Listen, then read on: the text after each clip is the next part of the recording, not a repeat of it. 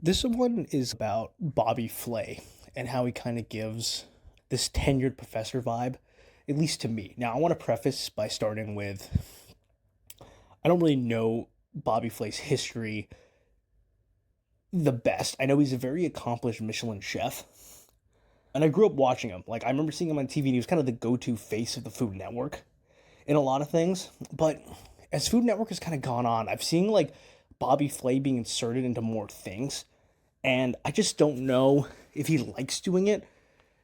A few examples I have is just like Barbecue Brawl in the latest season. It was him as he's one of the like the guys who has a team, and it was the Michael Voltaggio season when he was the guest.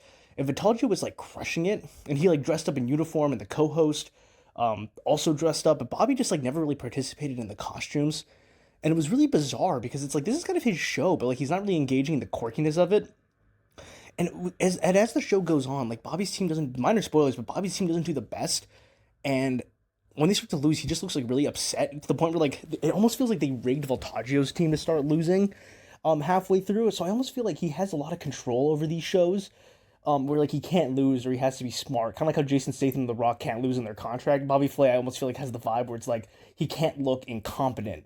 But like in Barbecue Brawl, for example, one of his chefs wants his advice, and he's like, "Oh, put pomegranate in this," and the camera like cuts to the judges, and they're like, "This pomegranate was awful." So I'm like, I don't know, is Bobby Flay like good at what he does? Because like I said, I know he's a very accomplished chef. He like has Michelin stars, and he's one of those interesting Food Network hosts where he's a chef who became a celebrity. I think that's a really important caveat we're seeing now in like modern cooking trends is like you have kind of the people who were just trained to be chefs who then became famous. I think Gordon Ramsay is kind of a classic example of that. Marco Pierre White. There's a lot of people, right? But I think that Bobby Flay falls in that category. The other category, though, is the celebrity who became a chef.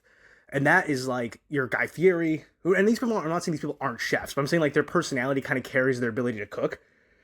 So I know Bobby Flay's like an accomplished chef, and like I know he did a lot of like OG things where he was like one of like the Burger Kings back in the day.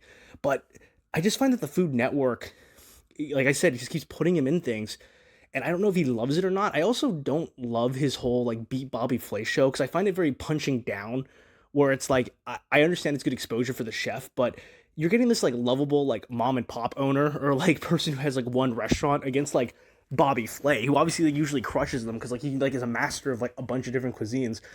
But I just can't get a read on the guy where it's like he'll have these like really like boring takes too. Where, like I'll get these articles pushed to me because like I'm kind of in the food sphere, some of my news stuff, and it's like, oh, Bobby Flay's like favorite burger place, Bobby Flay's like favorite fish and chip spot, and it's interesting that we keep going back to him.